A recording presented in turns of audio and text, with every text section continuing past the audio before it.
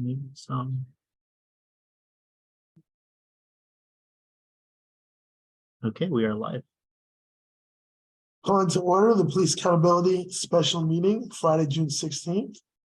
Right now, at this moment, we're going to take a 10-minute recess to relocate.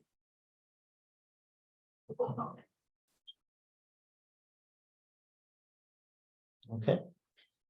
Police Accountability Board Special Meeting is back in session. The PIB has resumed in-person meetings and encourages community members to attend in person. Community members attending in person should observe the health and safety protocols for in-person meetings of Berkeley Board and commissions as outlined by the City of Berkeley. The PIB acknowledges that physical attendance may not be feasible for all community members. To this end, the Office of Director of Police Accountability has been exploring the option of allowing for remote participation at the PIB meetings. Please note that the ODPA and the PIB are in the early stages of implementing this hybrid meeting format, so there is a possibility for technical glitches and errors. Your patience and understanding are greatly appreciated. To access this meeting remotely, just from PC, Mac, iPad, or Android device using this URL listed below. If you do not wish for your name to appear on the screen, use the drop-down menu and click on Rename to rename yourself to be anonymous. To request to speak, use the raise hand icon on the screen. To join my phone, dial 1-669-900-6833 and enter meeting ID 821-3632-8053.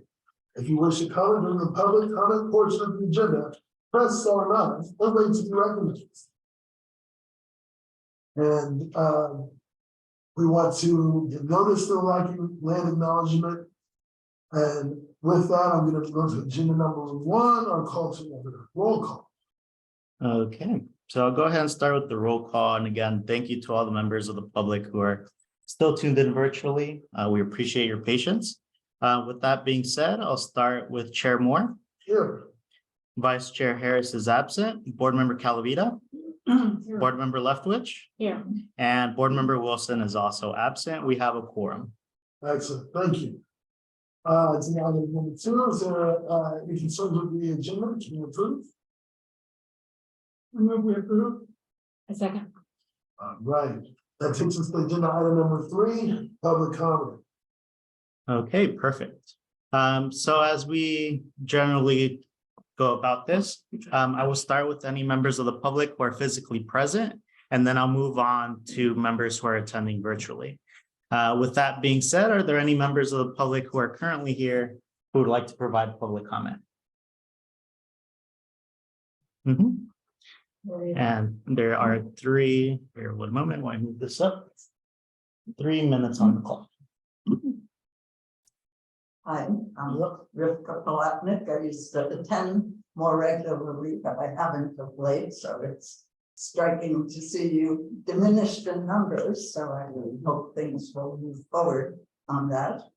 And I haven't been able to follow the latest developments with the ALPR.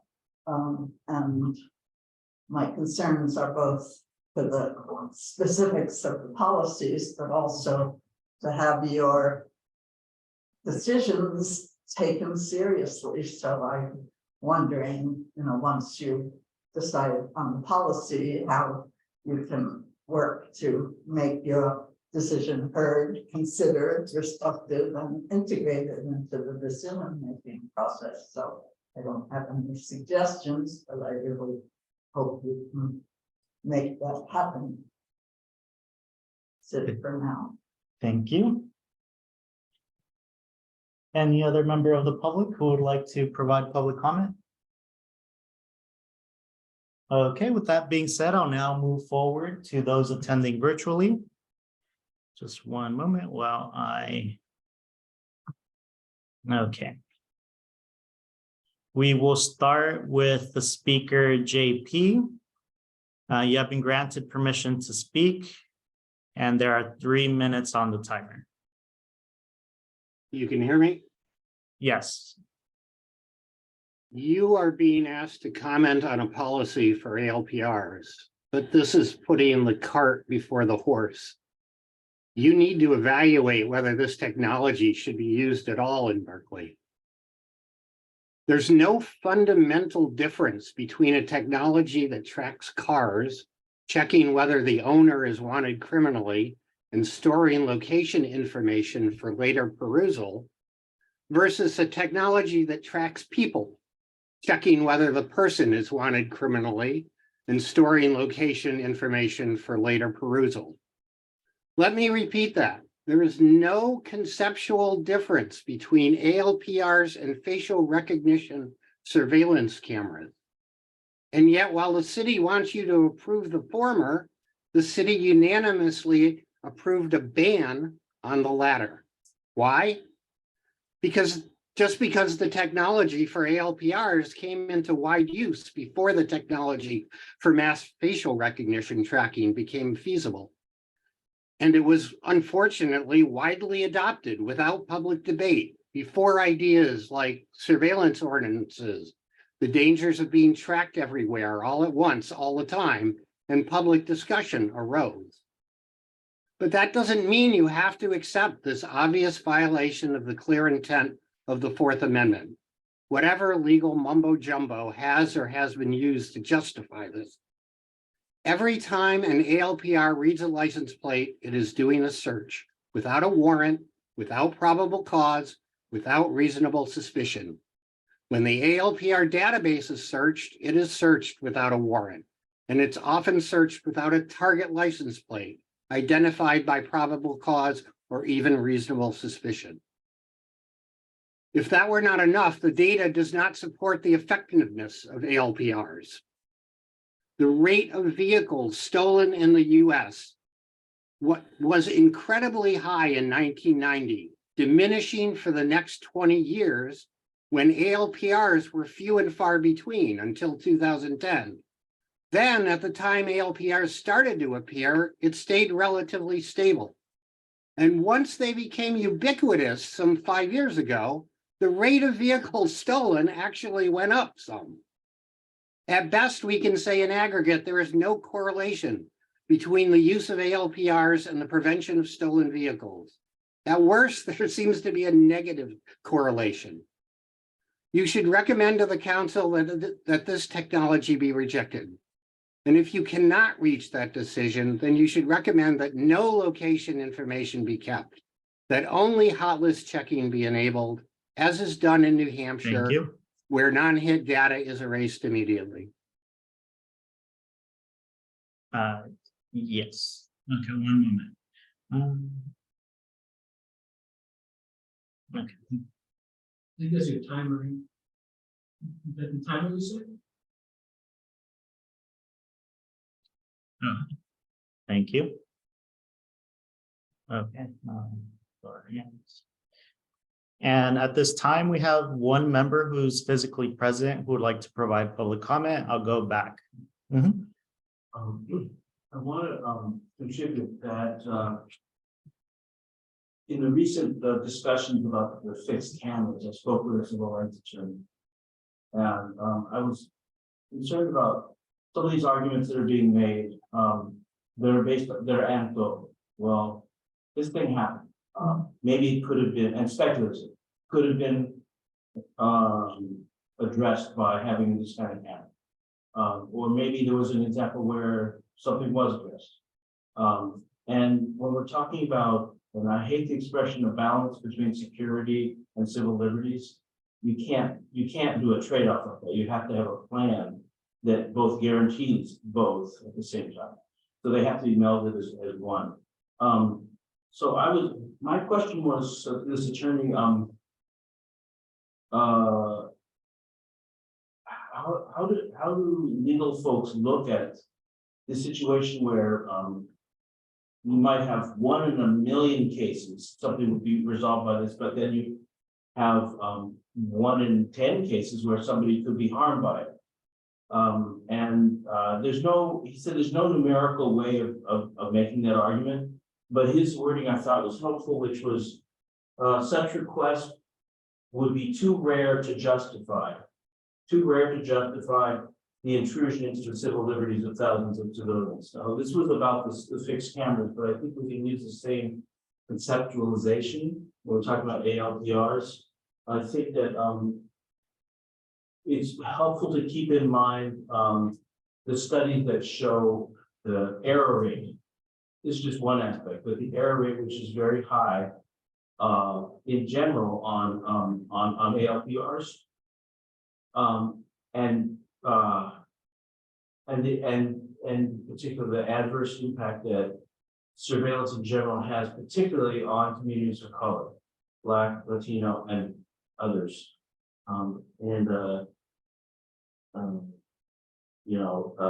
There's a lot of fear that's displayed. I call it the weaponization of crime, the crime argument.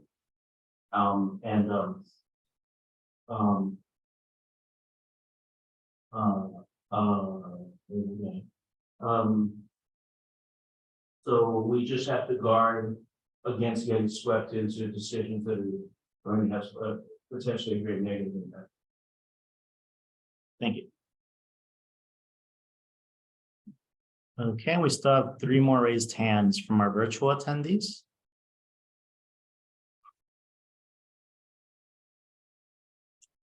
Ilana Auerbach, you have been granted permission to speak. We have 3 minutes on our timer.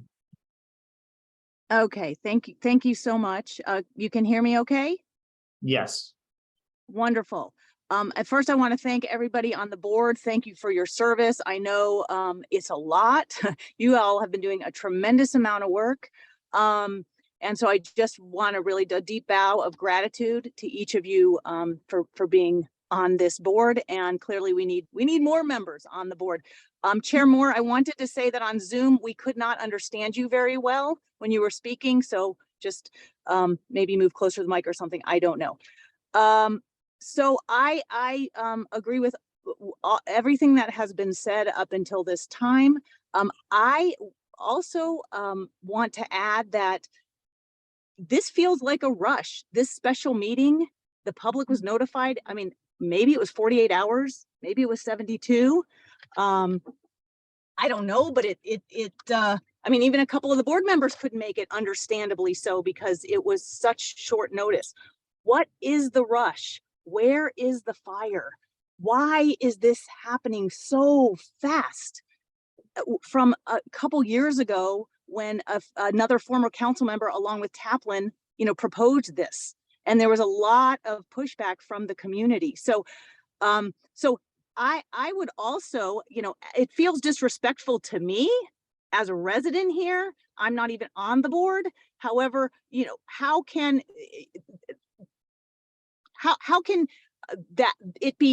you be given allocated the proper amount of time and notice so that you can even do an investigation about ALPRs? So that's the first thing. I agree that we need to come up. I don't know how we can hold the council's feet to the fire to actually do the bidding of all of us, so many of us, 85% of the voters who wanted this board in place, because we've seen time and again how the city council, you do countless hours of work and investigation, come up with a suggestion, and then the city council does whatever they do. So, so I would, to slow down, that there's no rush, and that, Berkeley is not, historically, although we've become such that we just follow along with the pack and be like the sheep. And just because all of the surrounding jurisdictions have ALPRs does not mean that we should have ALPRs. We need to look through a different lens. We need to go back to the visionary lens that Berkeley, was celebrated in the 70s of radical community, focus on people and focus on what's truly beneficial and not what's going to be easier or what the police department wants. So that's the lens I really encourage you all to look through. Thank you very much. Thank you.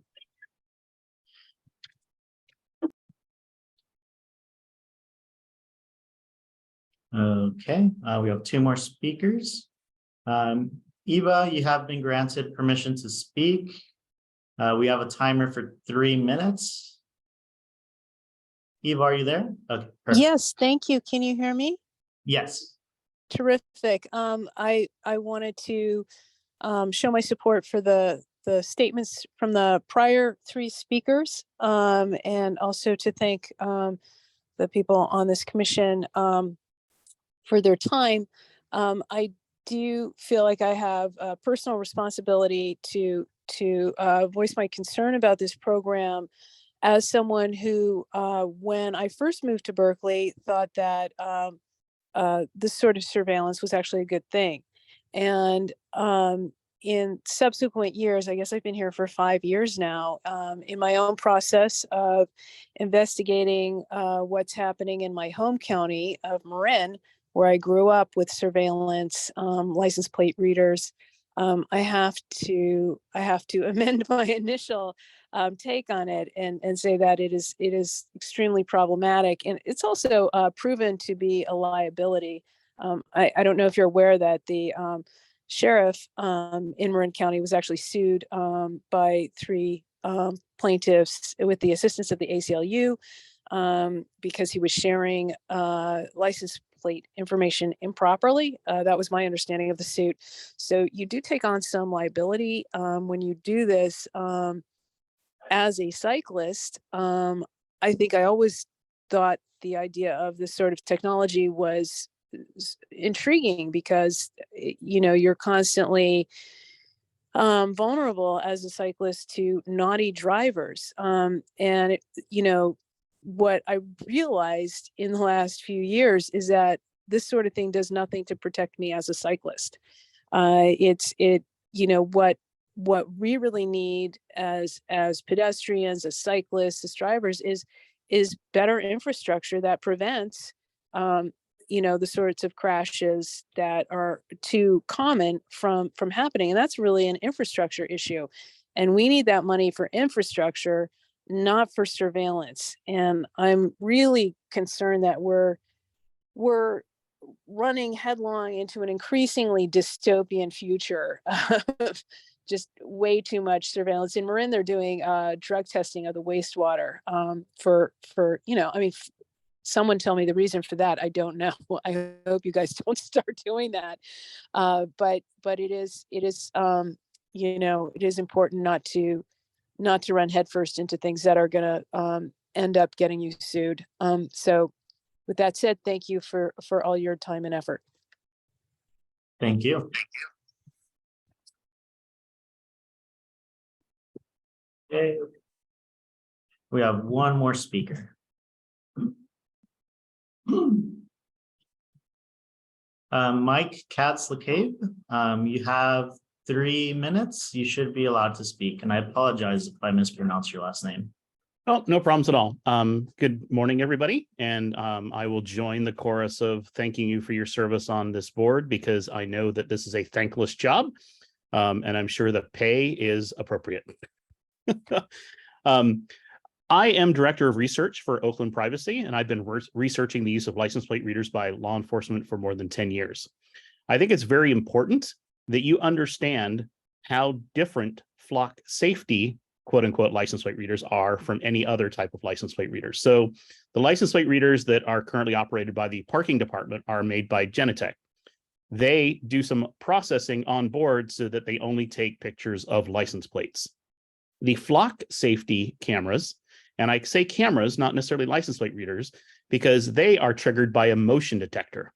So anything that sets off the motion detector on a flock safety camera results in an image being uploaded to Flock for analysis. Now, some of those images will contain images of cars. Some of them will contain images of bicycles. Some of them will contain images of people. Some of them will contain images of birds, pets, anything basically that sets off a camera. So the Flock's cameras are more than just license plate readers because of this. And that is something that you should very much understand before going forward with this. They are substantially different than other license plate readers. This has been used as a selling feature in the past. I am not sure what Flock is doing with the other data that they are collecting from these cameras. Again, anytime the motion detector is triggered, an image is uploaded to Flock, no matter what triggered the sensor. So that's one important distinction to make. The other important distinction is that this is a form of mass surveillance. So if you look at data from police departments who have managed to release some information about license plate readers, about the number of hits that they have versus the number of images or data collected that is useless, the number is typically 99.5% or more of the data collected by these systems has no nexus to crime or a vehicle associated with crime whatsoever. That means that most of the information that's being gathered is of people and their vehicles that are completely innocent. And it is a very personal thing, because just as if you know the location of a person's cell phone, you probably know the location of the person. Similarly, for most of us, if you know the location of our vehicle, you have a pretty good idea of the location of us. So that becomes a very personal thing, and you're collecting a lot of unnecessary data. Feel free to confirm this information with other sources, including with Flock, who can give you information about how exactly their readers work. Last item, Flock cameras cost $2,500 a month. It's an ongoing cost. It is not a one-time cost. So thank you very much for your time. I urge you not to go forward with them. And thank you for your service. I very much appreciate it. Thank you. And permission to speak, lower hands. And with that said, we have no additional public comment at this time. I'm going to close public comment and go to agenda item number 4. Policy review of Berkeley Police Department's proposed policy. Policy 422, fixed automated license plate readers, ALPRs, and policy 1305, surveillance use policy, fixed ALPRs. With that, let's open it up to, so again, please. So, yeah, there's a lot to say here, and I wrote down some notes. I distributed some detailed comments before the meeting the other day, and I hope everybody has those. I'm not going to go through those one by one, obviously, here. But I want to start by saying that we all want to enhance public safety and protect civil liberties and constitutional rights and legal rights. And we want evidence that what we're doing in those areas works to advance both safety and rights. The evidence is not here in these documents. To spend over $1 million, and yes, I'll get to that figure in a minute, on this technology saturating Berkeley with cameras. The policy proposals note that surrounding communities have ALPRs, but that's not a good enough reason for Berkeley to follow along. We have prided ourselves in the past in Berkeley on protecting civil liberties. We've always been a forerunner in that regard. If there were significant evidence that surrounding jurisdictions have decreased their crime rates using ALPRs, that might be an incentive, it might be, but we don't have that evidence. In fact, the last time I looked, the increase in crime in Berkeley was lower than increases in many of those jurisdictions surrounding us that have ALPRs. So the notes that I made on all three of these items, the acquisition report, and the two policies, focus on, well, 4 areas. One is civil liberties.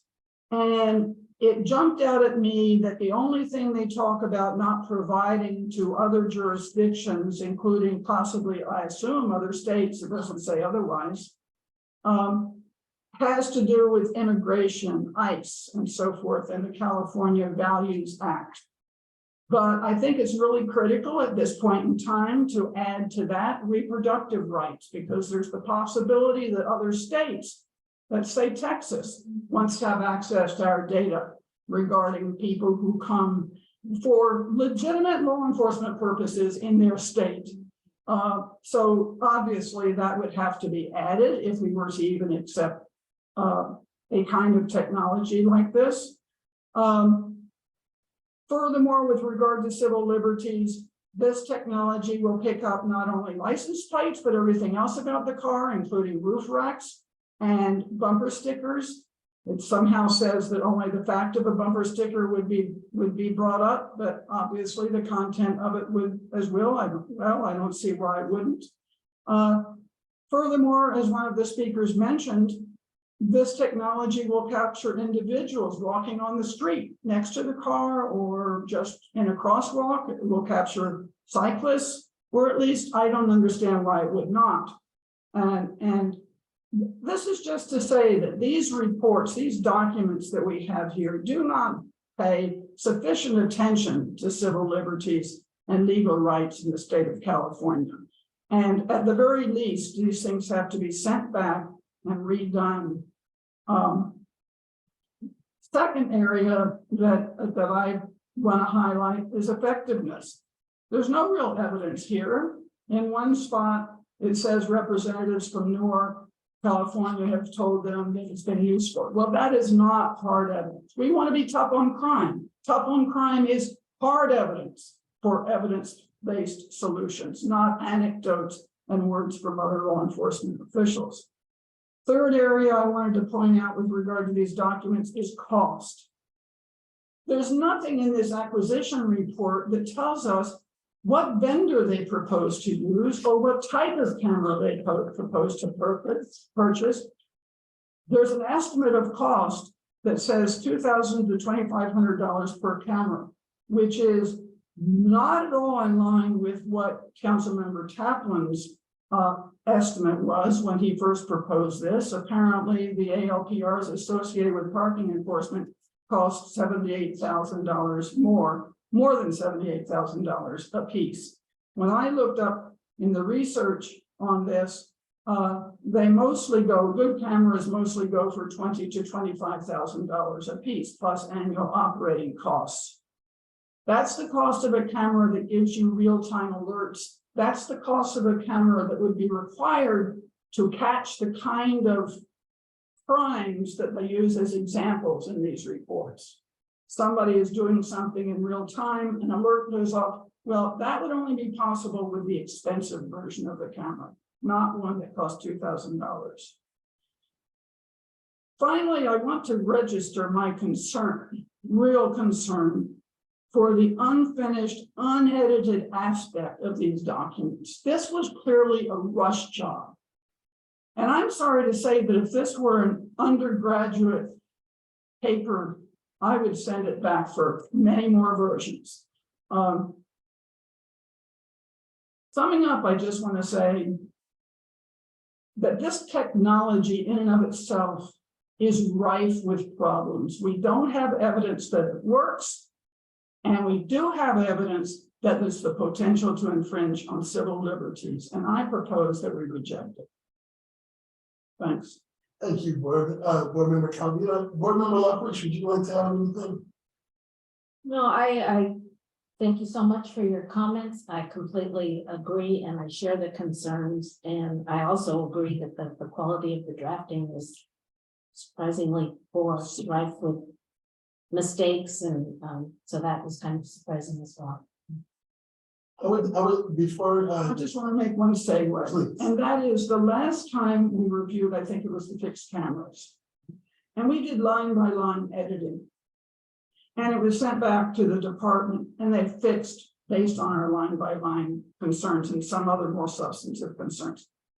We never got to see the draft that they did that then was presented to council. And frankly, it made us look bad because it made us look like we hadn't really made any substantive suggestions. And if these are going to be changed, I also especially am concerned that by Tuesday, when they present this, I assume they're presenting it to the Public Safety Committee. I'm concerned that they will fix it when it goes there, somehow try to fix it, and that then all of the many hours that all of us have spent on these things will be moot. And it's just a concern I have. I hear you, and I hear that concern. I also mirror it. And let me just say that I agree with both our board members here. I am also ready to reject this in the spirit of our community, in the way that this has all been handled, the way that the director and Jose both try to create open dialogue, and as did I with the BPA. about these ALPRs. This is something that they have, because they said the council has guided them, they are pushing it. And that's where we're feeling this pressure. And I don't think that this is the right time or the best way for us to go through, which would be a dramatic change in Berkeley and whether we leave. I'm not prepared to do that at this time. And I also, if someone were to put a motion on to reject this, I would also be in amendment. So that being said, if there's anything else that we want to talk about directly within these pages, I know we can go line by line in it. I don't know if that's the best use of our time at this point, but let me know how everyone's feeling. Chair, just before or as consideration for your decision, if you, whatever decision you make, if you can, we're gonna notify the Public Safety Committee, just you can give us the points of what the particular aspects of it is that concern you, or I know you mentioned some, but Yeah, what the board collectively. I would be in alignment with board member Calavito's points. There was nothing that I did not agree with. I think that was succinct. And it really did cover the major issues that, unless, I think she pointed to four things, is Yeah. that the major concerns were around civil liberties, protections, the lack of effectiveness on data, concerns about cost, and finally, the poor quality of the drafting of the document. I think did I catch those? Yeah, and more could be said on each one of those things, but with regard to cost. I mean, there's just such lack of specifics in this. agreed. Aside from the question of whether we want more surveillance cameras in Berkeley, which I object to on the record. 52, and we have the 10 additional fixed cameras that were voted in. 52 additional cameras. Berkeley would be saturated. Okay, so there's the conceptual, just the question of whether we want more surveillance. And I would say we don't, but that's, and then there's the specifics of these particular policies. And one is that they don't, like board member Lethbridge said, they don't protect they don't give enough discussion of civil liberties, especially it's obvious in this context, we need to talk about reproductive rights as well as the rights of individuals crossing the path of these cameras.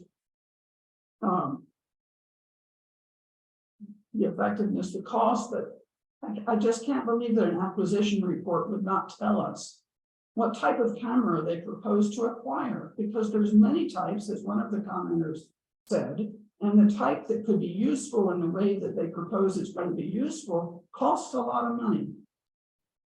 With regard to alternatives, I didn't mention that. They say the only alternative is more police. Well, that's not so, and Councilmember Taplin in his proposal several couple of years ago mentioned other alternatives like ceasefire and the other things mentioned in Reimagine. So the opportunity costs here are tremendous. I don't know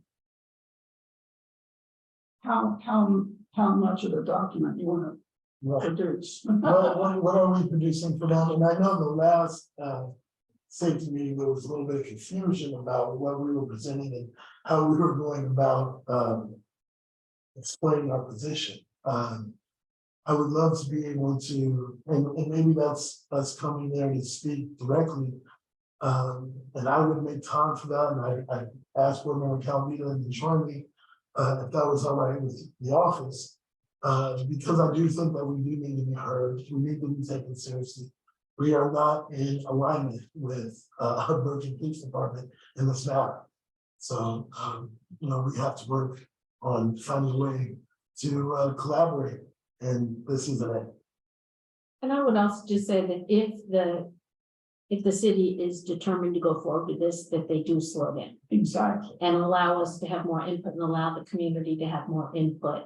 So that whatever policy they come up with is well-crafted and thoughtful and addresses our concerns. That's great. Also, I'd like to know more information on this spot camera system. What exactly are we purchasing? What are its capabilities? I spoke with somebody from the department who said that most of these cameras will be outlining District 3, which is my district, and it's gonna be lining South Berkeley and West Berkeley. I wanna know in particular, where are these cameras going? Why are we going there? What is the facts base? You know, you're gonna have to give me a reason why you're putting it there. Besides, it's black and white, really. And the report says the vendor will decide where they go, which I thought was interesting. That's very interesting, because I know that they're in talks now, they're making maps. So they are positioning, and thinking about positioning. So I think it's really important what board member Lethbridge said. That at the end of the report, we always say, what is the rush? I mean, this is a rush job. It was on the calendar 2 years ago. And suddenly it's a huge rush. Slow down. I'm comfortable with that.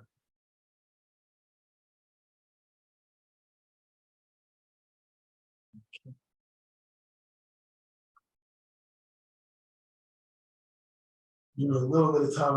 Is there anything that we want to provide in writing? Do you need something from us provided in writing?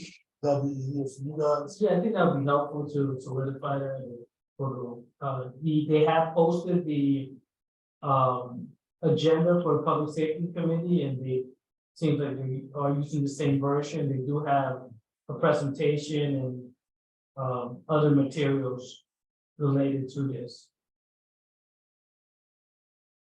I don't understand, you mentioned the flock cameras. Yes. Is that, I didn't see that specific in your document. So the gentleman who is in Oakland, he was the one who was talking about the flock camera system, and that's the one I that. know, but there's nothing here that says that's what the vendor is, And right? the Councilmember Taplin noted flock in his 2 years ago. yeah. But why wouldn't the acquisition report include I agree. some contacts of the Detail. vendor, Yeah. what it would cost? I'm really concerned that it seems to me a gross underestimate of the cost in the acquisition.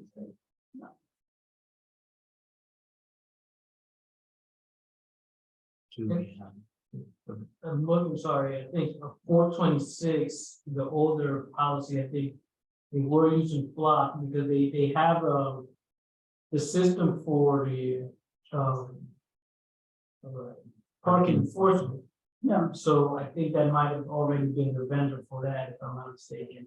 I don't think, are you? The gentleman from Oakland said it was a Genetech system that we have now for parking. for parking, or yes. But this would be a new system.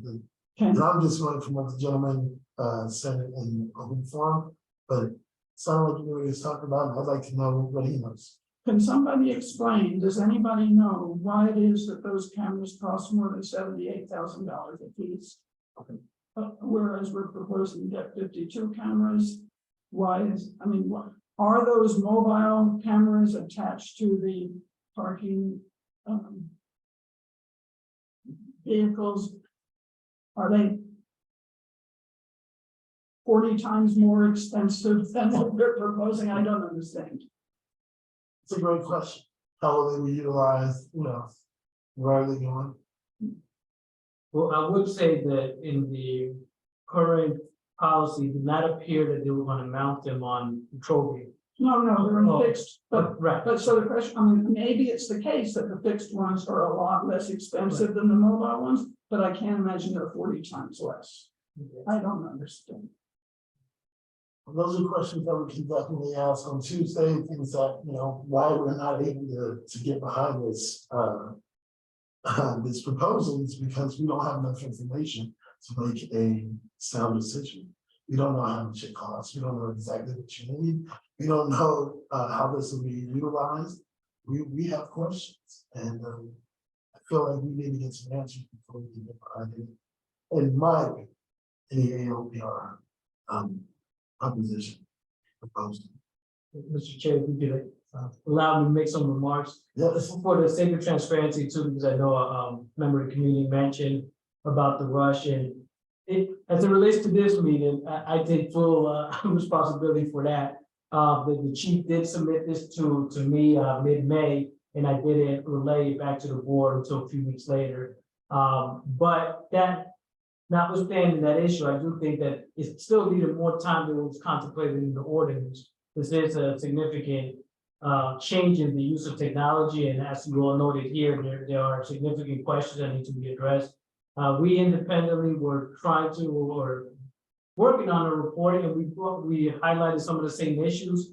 We were concerned about the 52 because it's not really explained. That number doesn't show clear guidance, and the IACP, the International Association of Chiefs of Police, they did a survey of police departments that had this technology, and the average was 10 units per city. So it's not clear if they're the 52 units translates to 52 locations, or if that's 13 locations pointed at northwest, east, and south. So those are the kind of level of detail I think should be put into this and have a broader discussion. The community engagement piece, I think we've gotten a lot of community engagement through here, but I don't know that the police department or the counselors speaking support of this have done significant community engagement to introduce this technology.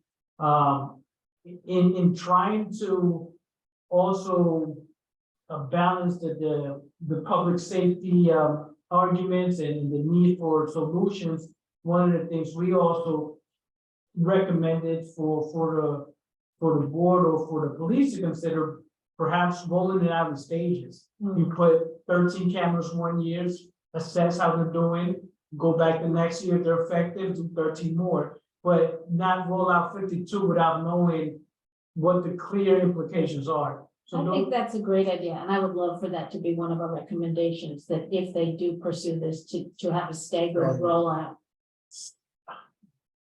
I'm sure there's a cost issue with that. With the contracts and But I don't think it's a bad idea, and if they're really committed to this, that's something that we can fight for.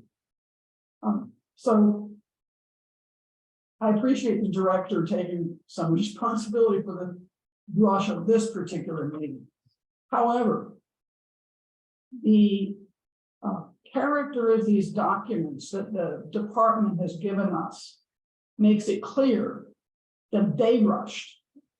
Okay, they gave it to us, yeah, they gave it to us enough time for the 30-day review and so forth and so on. But the quality of these documents is clear that it's a rush job. And the question is, what was the rush? So that's one thing. The other thing I wanted to say is,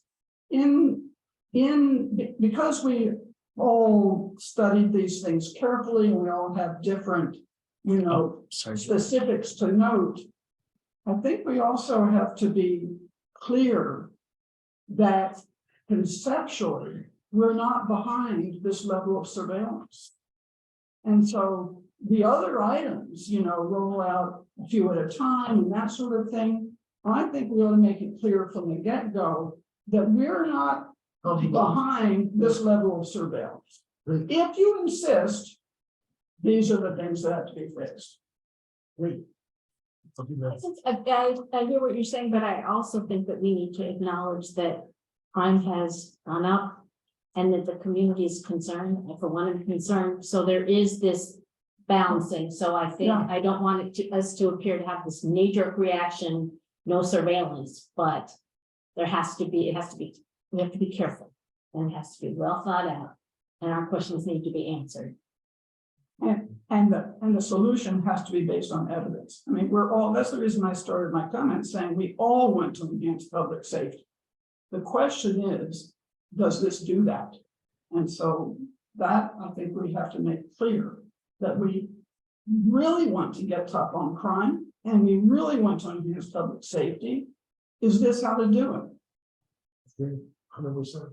Director, you want to add? one last thing too that we noted that was also part of board member Wilson's concerns in her revisions or her review of the draft was that it talks about reasonable suspicion and probable cause not being necessary to utilize it. And I think also remember the public called in about that. We were just interested from the office perspective, what does that look like?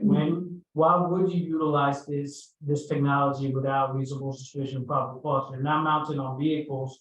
So we're just interested in knowing what kind of scenarios would be present for that to be used. Right, what is, they mentioned a vehicle of interest, what is a vehicle of interest, if it's not reasonable suspicion, what is it?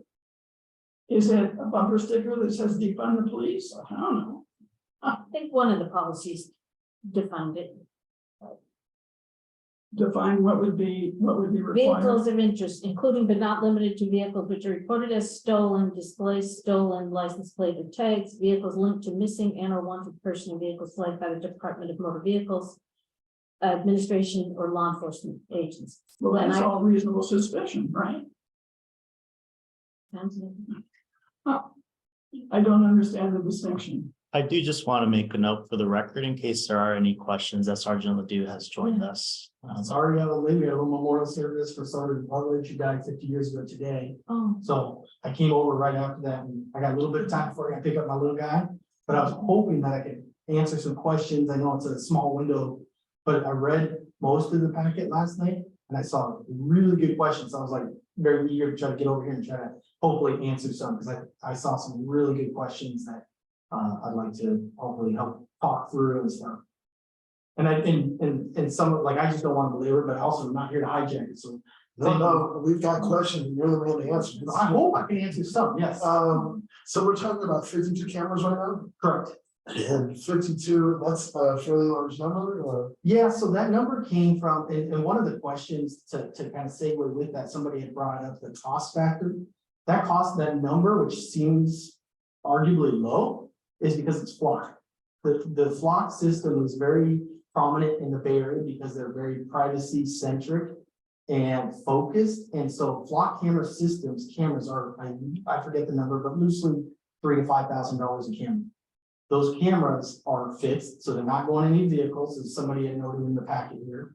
And the 52 was looking at the deployment in the Bay Area. There was another city, and I don't have it in front of me, and I apologize, I came straight over. I just printed your guys' packet, that's it. But it was looking at, not San Pablo, but another one just nearby. And they deployed with 40, and based on their side, they're a much smaller town. And so I'm talking to Flock about like the deployment, they looked at the ingress, egress of the city, the footprint of the city. They suggested a number of like 80 or something, and we looked like, no way, let's start something reasonable. And also, let me preface that the acquisition report is for a 2-year trial. We were asking for 52 cameras for 2 years. Let's find out the efficacy of it and see if this is something that looks good for the city. And so I realize it's really a simple line in the acquisition report, but it's asking that in 2 years, if I come back and show, have you had successes or not? Because it's kind of hard sometimes to quantify, like we show cases where it could be beneficial. Well, that doesn't mean they're coming off the freeway and gonna go by one of these. They could make a turn on the side street and totally bypass it. So, but to get to the number 52, that's a long-winded answer, and I apologize. It was really a hybrid of looking at all of them in the region and what the deployment what the rollout looked like. And so that was kind of the sweet spot where it's like, if you go much lower, you may have a harder time showing value because they're so sparsely, placed through the city. And then certainly we're trying to balance like, oh yeah, you can put 400 cameras. Well, nobody wants 400 cameras. I don't want it, right? Like we're just trying to find that sweet spot. That's how we came up with that.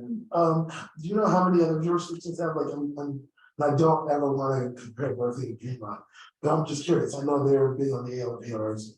Do you know how many they got?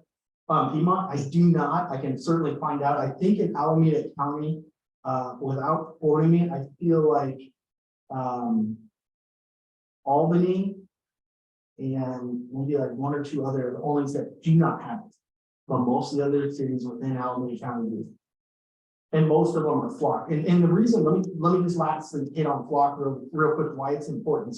That flock has a transparency portal that is not managed by the department, that can be integrated with ours, that talks about how many times the plate is scanned, how many times the department does a records check, looking for something of evidentiary value, and it's all there and it's all done, relatively live time. I don't know, it may be like a 4 or 12-hour lag, but it's pretty consistent. And flock is on a 30-day, you lose it. And so it's really important for the department that every 30 days, as it's written in our policy, the audit inspection sergeant pulling that data, because after 30 days, even the metadata, even the concrete, like how many scans and all that, it's all gone. And the other thing that Flock provides And Flock has zero relationships with ICE. That's really important, obviously, for us in the region. The other thing they provide is direct integration, and somebody put in the comments, why does it say if feasible or something, some language about that into evidence.com. Flock is the only provider that can do that. So I'm trying to be mindful. We can't sit there and write this policy explicitly for. We have to be mindful that if it has to go out for bid and all those other things pertinent to the city. But what Flock does offer is if there's a plate that's attached to some crime, it can directly be brought in as evidence in a secure encrypted manner where there's no like, okay, we gotta go download this, then we gotta go upload this. It's a very efficient mechanism for our detectives or whoever may be utilizing the system. So, again, already, sorry. No, it's good. Lots of good questions. Two questions. Sure thing. One is the estimate that you just gave us, $4,000 to $5,000, is twice the estimate that's listed in the acquisition report. Why is that? No, because if it's 5,000 each and there's 50 cameras, that should be 250,000. No, it mentioned a price of 2,000 to 2,500 each. Oh, then maybe it's that, and I'm adding the cost because Flock installs it, so maybe $1,000 per camera installation. I don't have it right in front of me. It's usually that I can find out exactly what it is, but we had a price range because somebody called out. There are other camera systems that are much more expensive. There's other vendors out there, but in this region and certainly within the county, they have a pretty strong footprint because they're very, very focused on being privacy minded. Like their program is far above better than, in my opinion, and I've had conversations with some of these other groups. There's others that work with the 3-letter agencies from all the different government ones. And Flock's not that way. The other thing is we own this data and so we control it. So people have said, we don't want you sharing with Nick. No problem.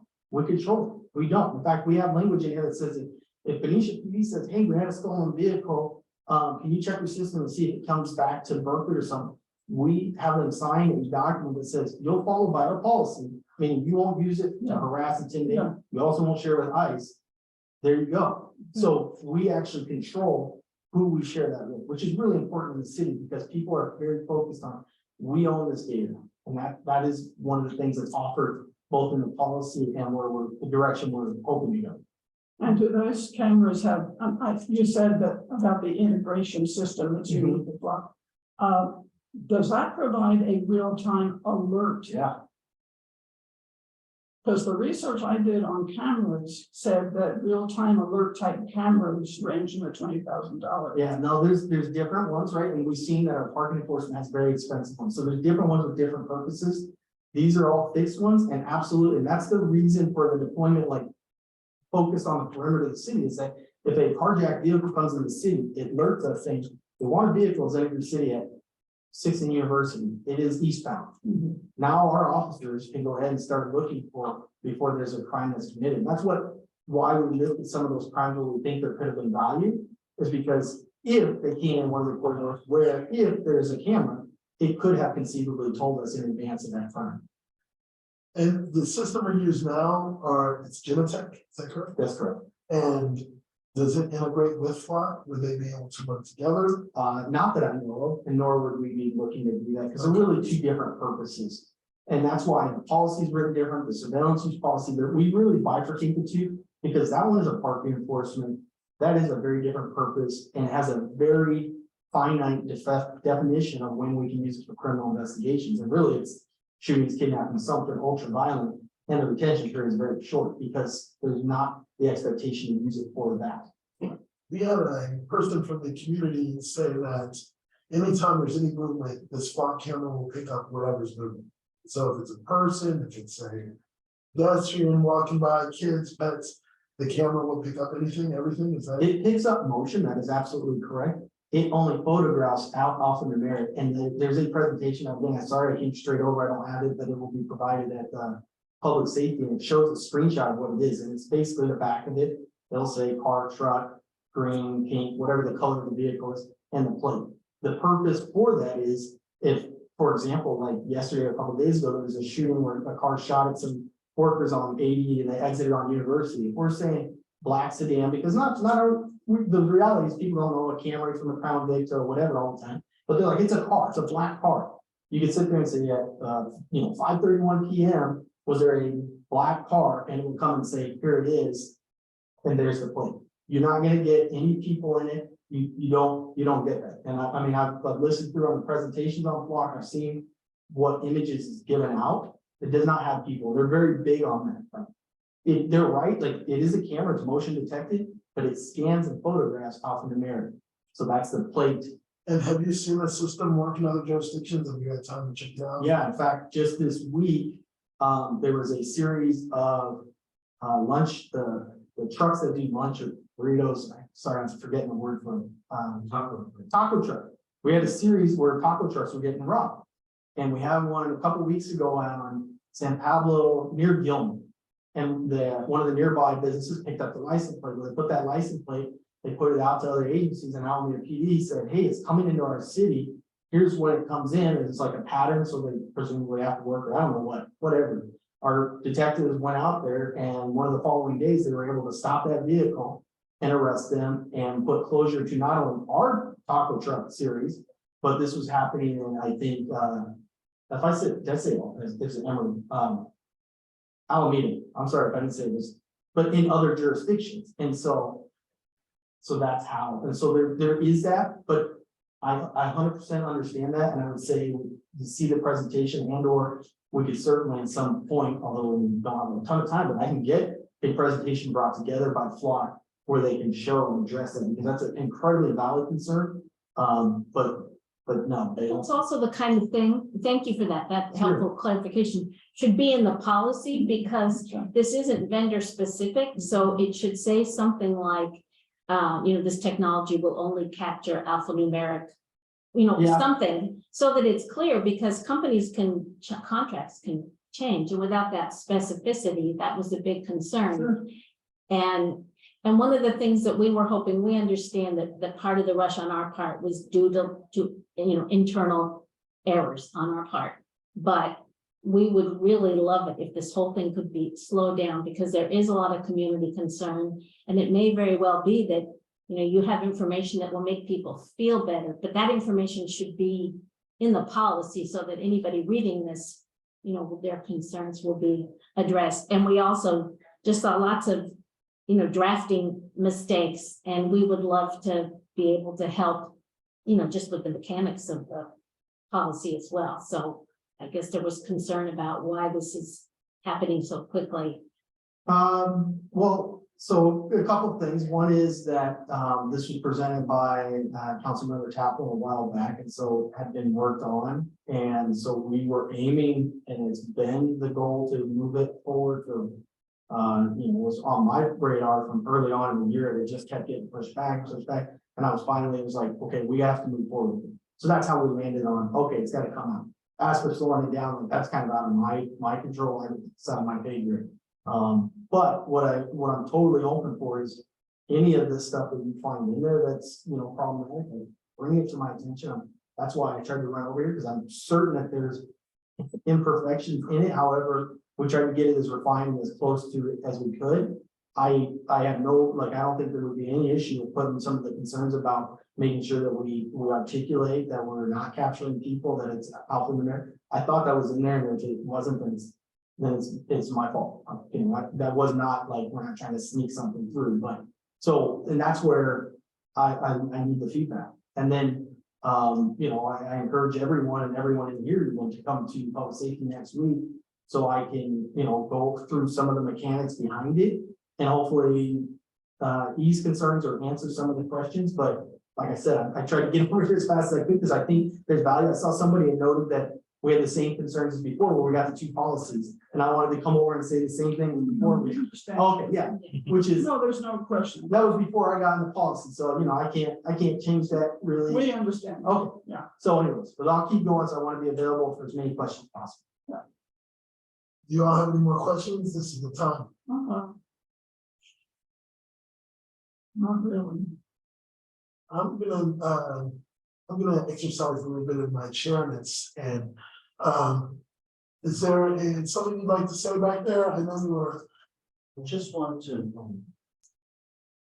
It seems like there does need to be a little more clarification. If there's no way, we're not sure. It seems like you're getting disparate information from different sources and it just takes some issue. But my concern I want to raise is, and I agree with it, comment particularly out the 4 points. I'm concerned about registering, about messaging, the message saying, why is this being hurried up? I'm afraid that might set off a red flag to say it that way. Because we know that there's a lot of concern in certain circles in the council and expressed in the community about crime. Now, I don't necessarily agree that crime is blowing up, that yes, at any moment, some categories of crime are up and some are down. But I think the effect of saying, what's the hurry could be interpreted as we don't care, we don't see a problem. I think a better approach might be to say,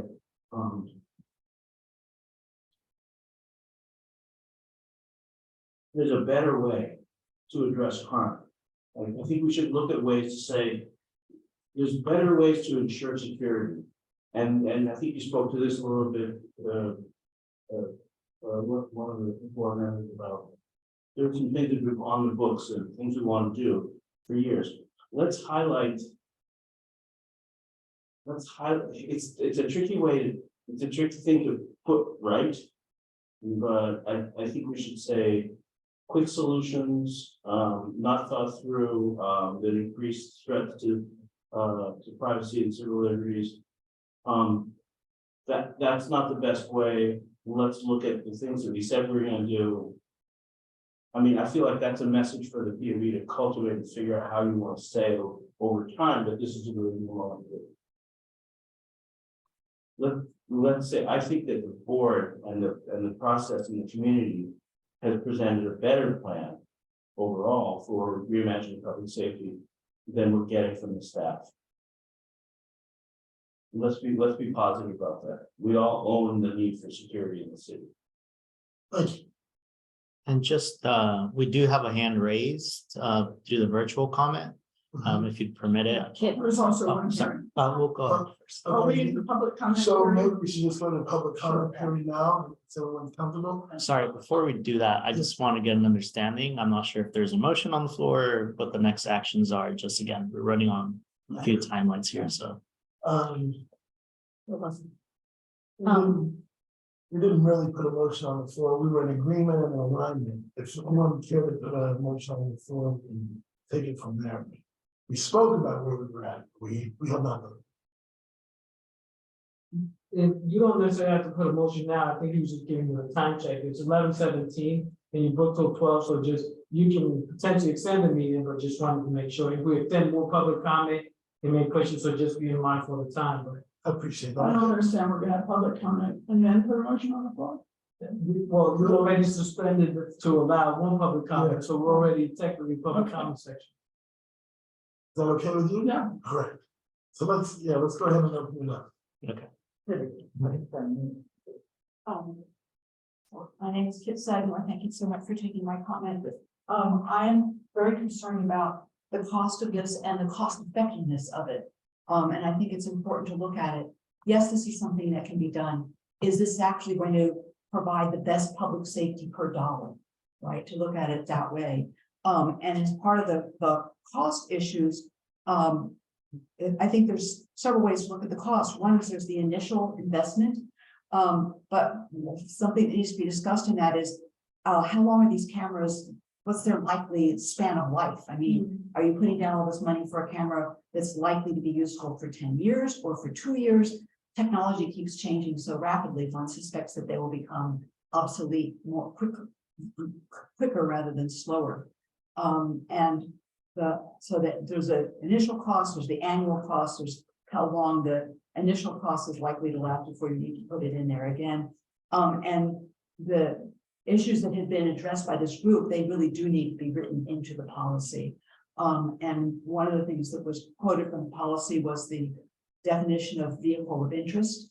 But I believe that that definition started with not limited to.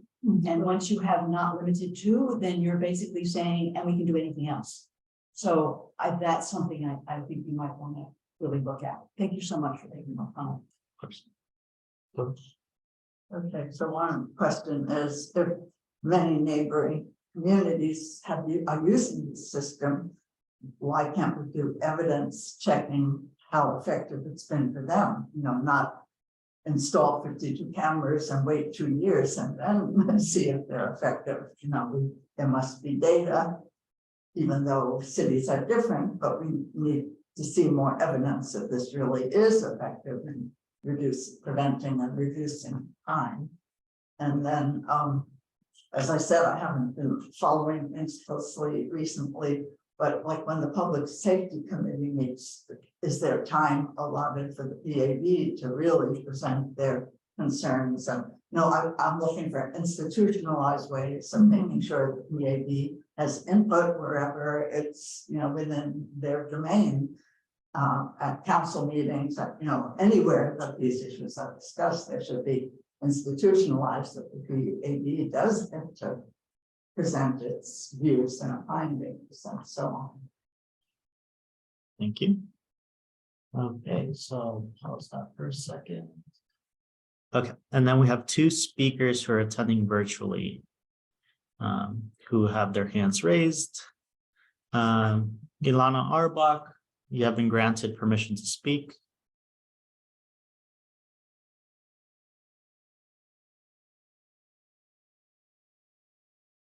Ilana, you're currently muted.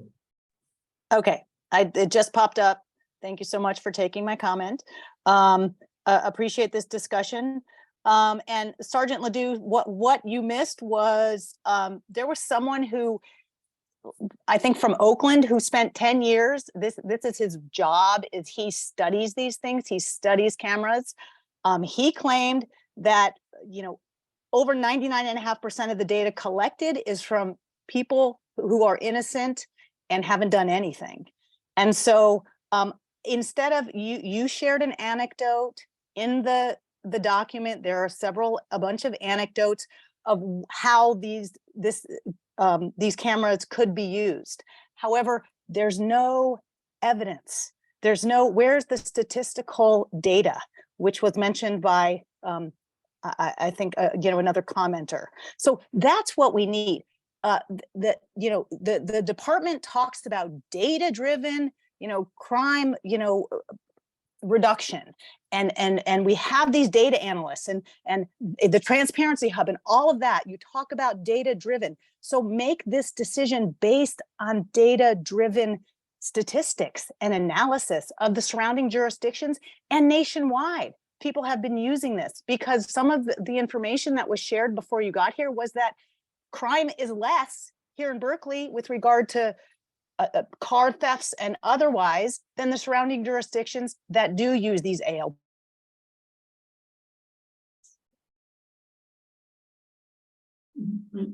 And all of us, is the time up?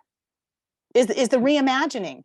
There was a roadmap that was created by hours and hours, countless unbelievable amounts of time and effort from brilliant people who dedicated their lives or a lot of their lives for 1.5 or 2 years. That is a roadmap. ALPRs was not on that roadmap. This was an item from Terry Kaplan and Laurie Drosty. So just let's remember the big picture of what the community wants and what our leaders had said that's where we're moving to. Thank you so much. Thank you. And then we have one more speaker.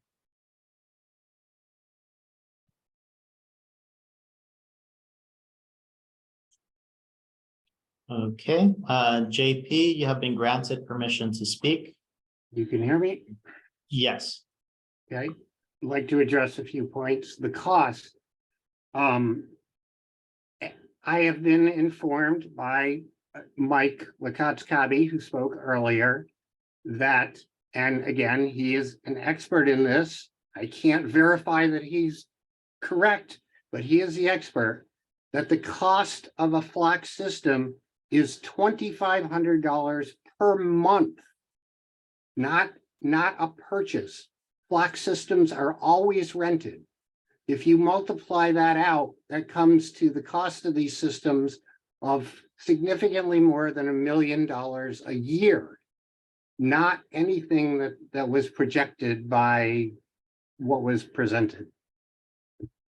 Second, I would like to give you an example of a use of these things that is not a vehicle of interest. And that's something called a geo warrant. So if a crime is committed in a particular, let's say at a particular location, the police would now be able to look at every single car that that was near that location in a particular span of time. So they are searching and gathering information on every single car, but of course, there's no probable cause or no reasonable suspicion when they do that. Then I would like to present, since we seem to be so big on anecdotes here, I would like to present an anecdote. The chair of the Oakland Privacy Advisory Commission rented a car a couple years ago. He started driving the car and he was immediately pulled over by the police. They pulled out their guns. They got him out of the car and his friend. He was held up at gunpoint. He was afraid he was going to be shot.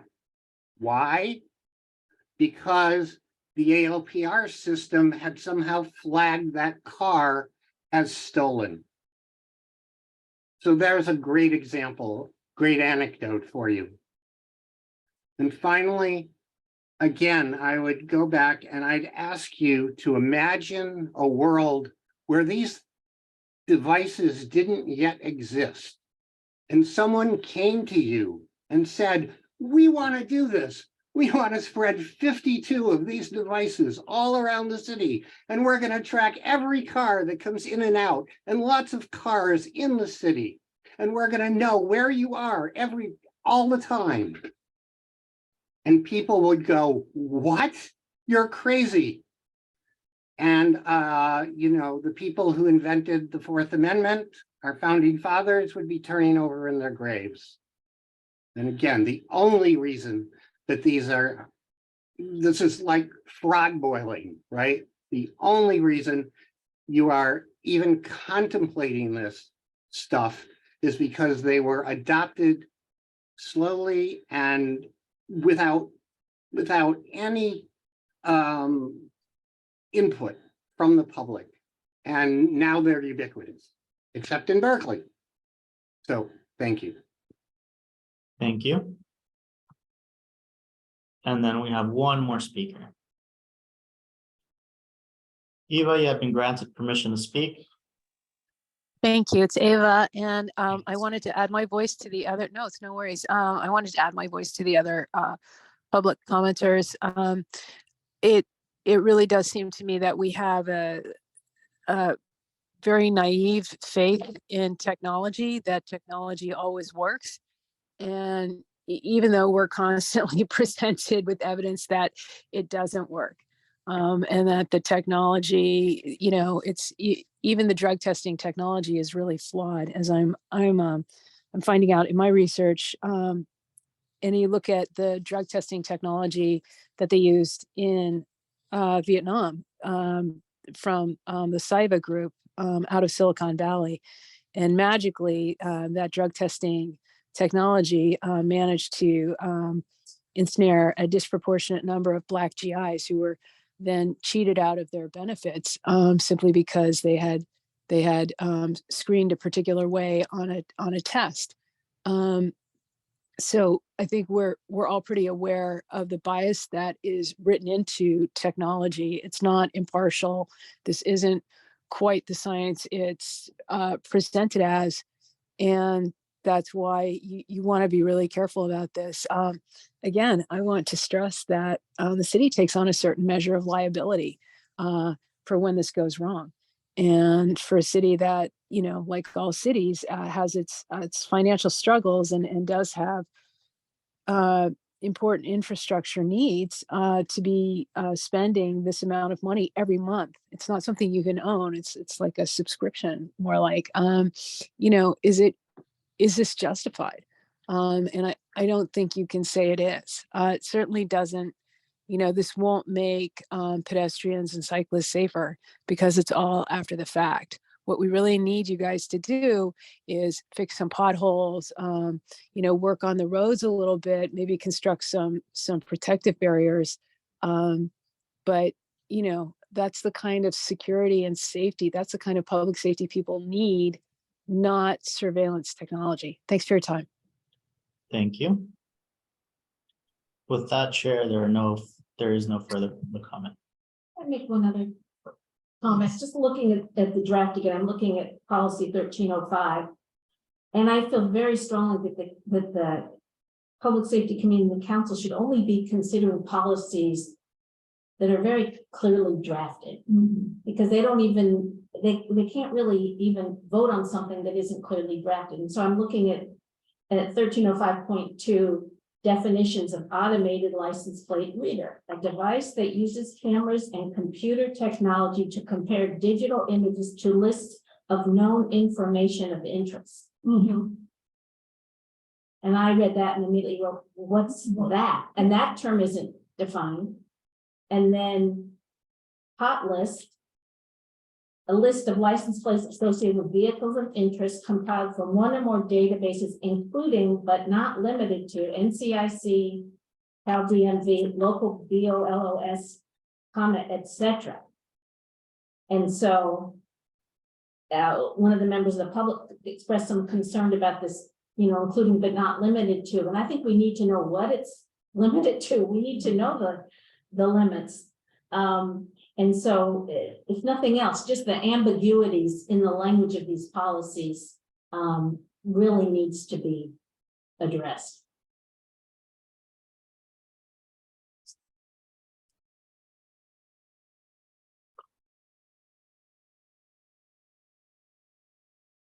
Yeah.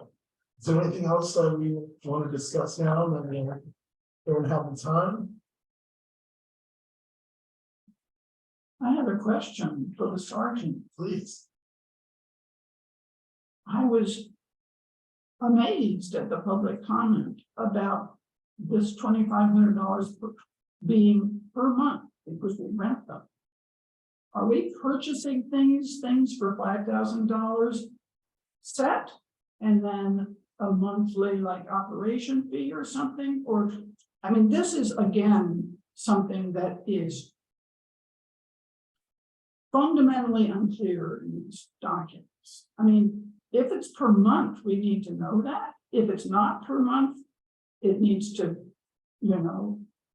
So my question to you is, are we renting these things or are we purchasing the cameras? And then there's a operation fee that's for much less. Yeah, no, it's a very valid question. I certainly will get clarity. My understanding is it's a purchase with the operation fee. It's written in the acquisition, not to exceed $250K year one. That's the purchase, install. Get us up and going. After that, each year, there's a cost per camera. There's no per month. It's an annual subscription. And it's that range that's in the acquisition report, which I think is written like 125 to 175 or something. That was because when we first started talking to Flock, it was X number, but like everything else in the world right now, the prices went up. And so that's why there's a range. But the acquisition, the authorization that we are seeking is $250K year one. That's to my understanding purchase, but I certainly can get clarity and confirm that. But it's my belief that we purchase, because if you see the devices, they're very small, they're solar panel, they have a little solar panel on them, they're very small, very, yeah, they're just not like these big cameras that we see on some of the old intersections from the old traffic cameras. After that, it's the operations, them maintaining it and making sure that, you know, whenever, you know, if they need to be repaired or something like that. So there's a then annual maintenance cost per unit that leads in that range of 125 to 175,000 a year. That's for the entire system that we're requesting. Well, eventually we need real specificity. Yeah, the challenge, and like I said, the challenge was we're looking at Flock was to write a policy, because we're looking at like Vallejo that used open privacy, got some input. That's a flock-based policy, that's a flock system. And I was writing the policy in a way where it's not that I'm putting the cart before the horse, because there are procedures in the city where we need to go and either has to go out for bid or request for proposal, or there are exemptions where we can say we want to sole source it. And so, you know, I certainly understand it. I'm trying to be mindful of the bidding process for the city where we don't offer a policy that said it's for one company and another company comes to the city and says, hey, no, we want to bid on it too, and you put this in there, and that's not fair because so it's that, and that's why we have this range. But I think if you look at it, you'll see there is a, you know, the acquisition report puts numbers on it, pretty solid concrete numbers, and not to exceed it. So if, you know, if somebody were to say, well, it's $2,500 a month, then it wouldn't even be viable at that price point. So, and we've had, and I have had conversations with Flock and seen what their pricing are. And, you know, unfortunately, I'm going back too far in my memory to remember the specifics, but I believe it was to purchase. Because the units don't cost a whole lot. It's the technology of being able to send it out and communicate with the NCIC and SBS and all those systems, which is not Flock, that's actually us. So on future drafts, it would have to not mention the name of the vendor, but for this type of camera, it would cost this much per month or per year, or Yeah, and that would, total, including operating costs. If you get this type, it's this, where that would certainly come to be memorialized is in the STO annual report. When we do that annual report, we would sit there and say, what are the exact costs? What would the contract for, you know, if in this example, if it were Flock, 52 cameras, you would get down to the penny where it's like, this is what much the city spent on it. And so we would have that detail. That's where we would be able to certainly highlight it. And those reports always do in the first council meeting in November of the year. but that's after the fact, right? It is, and that's why the This is- acquisition has to have a kind of like a, this is your authorization. If we knew if it was something more specific where it was like so unique, then we could sit there and say, hey, this, you know, whatever it is. But trying to be mindful of the bidding process for the city, it's balancing that, and that's why it gets it. But I thought, my hope was to convey a pretty granular idea of what it is without being down to the penny where somebody, you know, another vendor can come to the city and say, this is, you know, whatever. So it's that balancing act to certainly answer the questions 100% valid. And that's why, you know, I wanted to be here to try to hopefully alleviate some of the concerns, but I do understand what you're saying. And at some point, the public is absolutely entitled to see what if let's say it proceeds, what are the costs per unit? And that is where that would be found explicitly as in the surveillance technology when it's reported in November. In advance of that, in the acquisition, it would have to be written with it. And, you know, I'd have to go back and find out from legal if that's even something that we can write a policy for in advance. A bid, you know, I'm not sure, because I haven't looked at other vendors, but I'll tell you, I don't think, I wouldn't even bring it forward because they're just. I don't think that the community would have any interest in it. There's not the same level of safeguards in place with other vendors. And that's why Flock has such a strong footprint in the Bay Area, because our region is very privacy minded. I think we can all agree that we probably take privacy, myself included, more serious in the Bay Area than probably many places in our country. And so it is, you know, evident in the sheer cities that are around us that have subscribed to them. And I can provide that, like I said, I don't have it, but I don't know if I really answered it. Well, it's just that since this is a request to purchase, it just seems that given the price tag after the fact is, you know, not, I mean, if this is really a request for authorization to purchase, it needs to be a little more precise about what the cost, the price tag will be. And if it says, you know, not to exceed X amount of dollars, because the numbers here seem to be such lowball numbers compared to what you've told us about $5,000 a piece.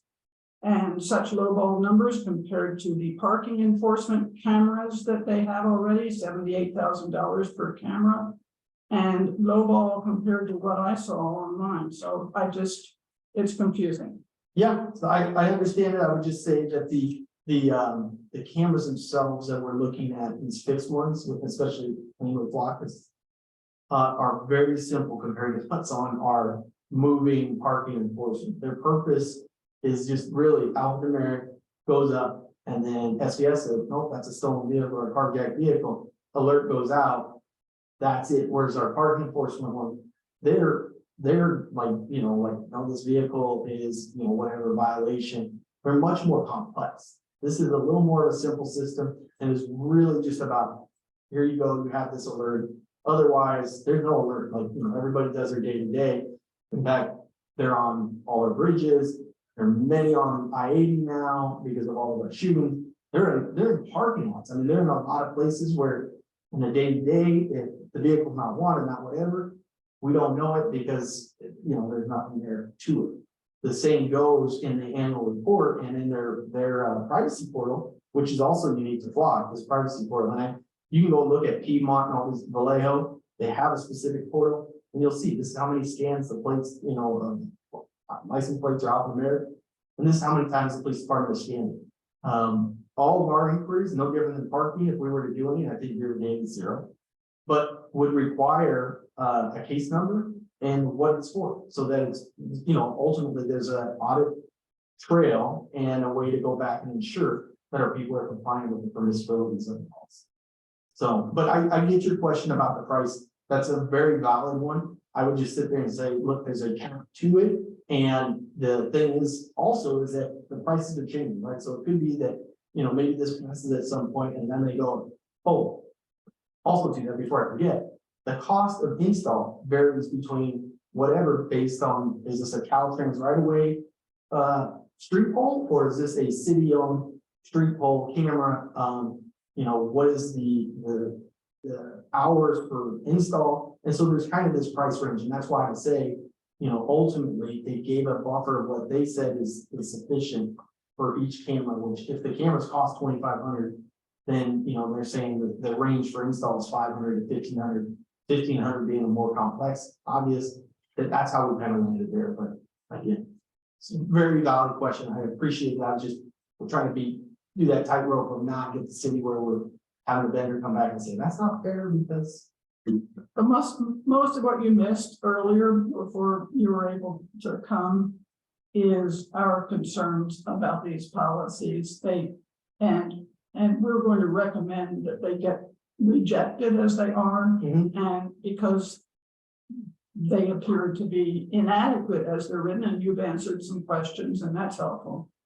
So thank you for coming, but it just doesn't seem to be in the reports, in the documents that we have before us. And I guess that's part of our concern about it looking like a rush job, because they just don't seem to be finished products. Yeah, Thank you for giving us the other information. But I do understand more that you were trying to keep it loose and not try to say you're pushing the Flock business. Is there a way that we can work on these together? Is there a way that we can, or are you guys comfortable with this as where it's standing? No, I think that the goal is to move it forward. If if it were something like, hey, let's fine tune some of this, here's the things we want to fine tune, but this is what we see. I don't think there's any objection with doing that. We're just sitting there and some of our electeds are saying, we've asked for this, we're kind of getting impatient because it's asking, a year and a half ago, like people say with public works, like we asked to have the sidewalk repaired a year and a half ago. Time to get on it. And so, there has been, but there's certainly room for us to go ahead and work together on this. I know that we have tight deadlines, and to be fair, the idea was initially is that there was a pretty big window so that we could have not only like, hey, it's due, but then we would also have several weeks where we could go back and work on it so that we can come together, holding hands saying, okay, this is how we can see a path forward. That's the goal. We're on a tighter timeline, but that doesn't mean we can't do it. Just because we go before public safety doesn't mean that after that, we can't sit there and work and come back and say, hey, we found something where we can all kind of agree. And I don't know what that looks like because I wasn't here. Right. But 100% open to that, and so I would sit there and say, there's that, it's not like the door closes like, no, that's not it, and that never will be the case. So, and I appreciate the feedback that you provided about, you know, some of it, I hope we can clean it up and get it to a place that you guys sense. A quick question, because this also came up in the, as you know, the surveillance policy that the council approved, we put a provision in that the office of the Director of Police Accountability and the Police Accountability Board will have access to be able to do their duties and functions. There's no mention of that here. Is that because that's already contemplated by the charter, or is that something that the department didn't really anticipate that the board or the office in our oversight capacity would potentially need to review some of these data? Great question. It would depend on what what the DPA and the PAB are looking for, right? Because if it's Plex related, I don't know the legal answer if that's something that you guys can have access to. Right? Like, I don't know that the DPA or the PAB can run on license plates. My short answer is probably no. If the ask is for being able to see what an audit looks like or whatever, then yeah, I mean, it's written in here that there's an audit, that audit is shared. I don't think there's any issue with that. And it's like, we're not trying to hide that. I guess it would be like what information is sought from it. Because for me, as I look at the system, I see it as another tool in the police vehicle. So it's like police lights. And so if you said, well, we want to be written into it, it's like, oh, okay, like just tell me where and how that looks, and no problem. But I don't think there's, you know, if we're looking for, you know, more like kind of like what the audit looks like, then no, that's done, and all audits are shared with the EPA. So I'm not sure. It just depends what you're looking for. Yeah, and I can think of case specific stuff that might be relevant. If an officer relied on it, hey, well, will we have access? Oh, that'd be part of the evidence. Right. So yeah, that would be, so and that's the interesting part in the policy where, and somebody called it out in the notes where it's, if there is, then it says like, where feasible, we need to confirm it. And somebody had made note on one of the things in there I briefly saw, and it was like, the way that plays out is if you're behind a vehicle and you get that it's a carjacked vehicle, we expect that, you know, you're running either a dispatch on your MDT to make sure, A, that read that alerted is valid, that it's not made send up an S for a file or whatever. So there's visual verification, and there's a verification with running it through a stolen vehicle system. And then lastly is, if that's associated with a white Camaro and you're behind a red Dodge pickup, one might go, this might be switched plates, kind of changes the tone from it's, you know, wanted related to an armed whatever to maybe this is switched plates, they stole plates, put on their other hot plates on the vehicle. And so that's how it's contemplated. But now, conversely, if an officer gets behind that vehicle and they jump out and they hop out, and then they have to sit there and challenge somebody, there may not be that opportunity. That's why the policy is written that way, where it's like, if you put a shall, it's like, well, now if the officer engages that person, they don't have the opportunity, they would be out of policy. And that's not reasonable that, you know, we wouldn't want an officer to sit there and second guess or just drive off a bit. No, we're not going to deal with that. So that's why I'm now. But to your question, if it was a part of an officer doing something, then it would get imported as evidence, and it's evidence in that case. Right or wrong, doesn't matter, it comes to the case. Thank you. So at this point, because I know we've got a hard stop here, and it's about 10 minutes left. Director, do you need us to formulate our points? Do you feel like you got a good idea of where we're at? Say, Unless they have been amended since the beginning of the meeting. Do you need something written from Yeah. any of this? I don't know. Well, I was going to, based on this discussion, I was going to circulate something to the chair, or I don't know how you want to handle it. We have a better. Can you circulate it to all of us? And It's the how brown, does that I'm work? not sure how. that- Right, how does that work with it? As long as we don't respond to each other? Right, Is that- as long, yeah. And then. right, Okay, and then we can send it to independently public. send your feedback. Yes. Does that make sense? I'm gonna try to timetable, what are we? Well, definitely today, so we can, because there's a holiday on June 19th on Monday, so and then Oh, the meeting Monday. is the 20th, so we need to get out today. And Sunday is the Juneteenth. Right. we'll be working on it on Sunday. I'll be able to tell you At what the goes. booth. Yeah, But that being said, do we have a motion? Do we, I move that the director and policy analyst send us each of the board members their write-up of our discussion today and what we want to present on Tuesday. And in parentheses, that we request the ability to make a presentation on Tuesday. And that be distributed to the board members independently, and independently we can provide your feedback to you. That's the best I can do. that's a good motion, that was a long one. I'll second. Barnes is second, all right. Okay. And with that, thank you all for making this special meeting. I know that it's helps to get everyone here. That's community members, that's our friends from the police, that's the office. I want to thank everyone for coming together and taking short notice and making this happen. I do appreciate it. Adjournment motion.